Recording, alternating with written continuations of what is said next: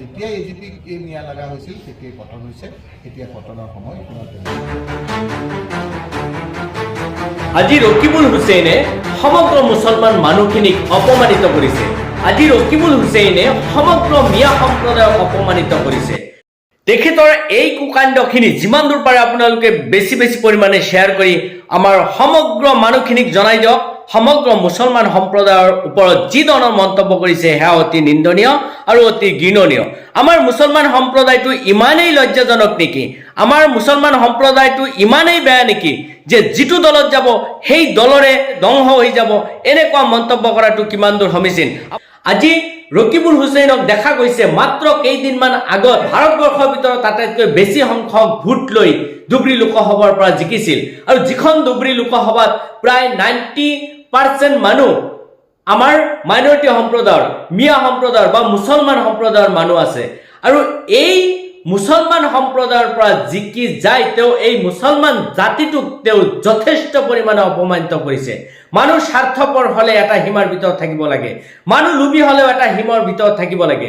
কিন্তু ৰকিবুল হুছেইন ডাঙৰীয়াই যিমানখিনি লোভী হিচাপে কাম কৰিছে সেয়া মানুহে প্ৰত্যুত্তৰ দিয়াৰ পিছতে আজি ৰকিবুল হুছেইনে সমগ্ৰ মুছলমান মানুহখিনিক অপমানিত কৰিছে। যি চামগুৰিত মানুহবিলাকে যুগে যুগে ৰকিবুল হুছেইনক ক্ষমতা প্ৰদান কৰি আহিছিল, ৰকিবুল হুছেইনৰ তলতীয়া হিচাপে তেওঁলোকে শাসিত হৈছিল। আৰু সেই চামগুৰিত মানুহখিনিয়ে আশা কৰিছিল যে ৰকিবুল গুচি যোৱাৰ পিছত নিশ্চয় আমাৰ মাজৰ পৰা কোনোবা এজনে সেই ক্ষমতাখিনি দখল কৰাৰ এটা সুবিধা পাব। কিন্তু ৰকিবুল হুছেইন ডাঙৰীয়া ইমানেই স্বাৰ্থপৰ আৰু লোভী যে তেখেতে ধুবুৰীৰ পৰা 10 লাখতকৈ বেছি ভোটত জিকাৰ পিছত তেওঁ সপোন দেখিছিল নিজৰ পুত্ৰক এমএলএ বনাব। আৰু সেই নিজৰ পুত্ৰক এমএলএ বনোৱাৰ উদ্দেশ্যে তেওঁ উঠি পৰি লাগিছিল। তেওঁ বিভিন্ন ঠাইত বিভিন্ন ধৰণৰ অপকণ্ড বিলাকো সংগঠিত কৰিছিল, মাৰামাৰি কাটাকাটি ইত্যাদি পৰিৱেশৰ সৃষ্টি হৈছিল। আৰু সৰ্বশেষত চামগুৰিবাসীয়ে তেওঁলোকৰ নিজৰ সিদ্ধান্ত কৰিলে ৰকিবুল হুছেইনৰ পুত্ৰক পৰাজিত কৰি আজি বিজেপিৰ প্ৰাৰ্থী তাৰে পৰা জয়যুক্ত হৈ গল। তেখেতে এষাৰ কথা স্পষ্টভাৱে কৈছে যে আজি মুছলমানসকল যি দলত যাব সেই দলটো ধ্বংস হৈ যাব, আজি মিয়া সম্প্ৰদায় যিটো দলত যাব সেই দলটো ধ্বংস হৈ যাব।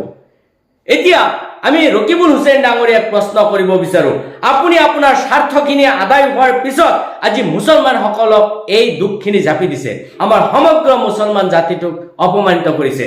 ৰকিবুল হুছেইন ডাঙৰীয়াই কি মন্তব্য কৰিছিল মই আপোনালোকক দেখুৱাম। কিন্তু এষাৰ কথা মনত ৰাখিব ৰকিবুল হুছেইন ডাঙৰীয়া, আপুনি আপোনাৰ ৰাজনৈতিক ক্ষমতা লাভৰ কাৰণে আপুনি যি টি আবুল তাবুল বকাবকি নকৰিব। কাৰণ আমাৰ মানুহবিলাক বৰ্তমান শিক্ষিত হৈ আছে, আমাৰ মানুহবিলাক বৰ্তমান জনা বুজা হৈ আছে। সেই অন্ধ ৰাজনীতি আজি আৰু নচলে, অন্ধ ৰাজনীতিখিনি আজিৰ পৰা নোহোৱা হ'ব। আপোনাৰ সমষ্টিত তাৰে জ্বলন্ত উদাহৰণখিনি দি দিছে। আজি প্ৰায় 6-7 মাহ হৈ গল, এতিয়ালৈকে ৰকিবুল হুছেইন ডাঙৰীয়াৰ কোনো ধৰণৰ পদক্ষেপ আমি আমাৰ ধুবুৰী লোকসভাত দেখা নাই। ধুবুৰী লোকসভাৰ আমাৰ জনতা জিপিত আমি দেখা পোৱা নাই। আজিৰ পৰা 5 বছৰ আগত আব্দুল খালেক ডাঙৰীয়াই কি ধৰণৰ কাম কৰিছে আপুনি যদি জনতা জিপিত এটা উদাহৰণ দিব পাৰে তেতিয়াহ'লে মোৰ সম্পূৰ্ণ দুখখিনি মই স্বীকাৰ কৰি ল'ম। কিন্তু 5 বছৰৰ ভিতৰত কিয় জনতা জিপিত এটা কামো দেখুৱাব নোৱাৰিলে। আজি ৰকিবুল হুছেইন ডাঙৰীয়াই প্ৰায় 6-7 মাহ হৈ গল সন্ধিয়া সমষ্টিৰ ভিতৰত কোন এটা কাম উদ্বোধন তেখেতে কৰিবলৈ সক্ষম হৈছে। গতিকে এয়াই হৈছে ৰাজনীতি, এয়াই হৈছে তেওঁলোকৰ স্বাৰ্থপৰতা। আশা কৰিছো আপোনালোকে কথাখিনি বুজিছে। ভিডিঅ'টো যিমান দূৰ পাৰে বেছি পৰিমাণে শ্বেয়াৰ কৰি সকলোকে জনাই দিয়াৰ চেষ্টা কৰিব। আৰু এনেকুৱা স্বাৰ্থপৰ নেতাবিলাকৰ পৰা আপোনালোকে দূৰত থাকক, আপোনালোকে নিজে পৰিশ্ৰম কৰি চলক, নিজে নিজৰ ভৰিত থিয় দিয়ক।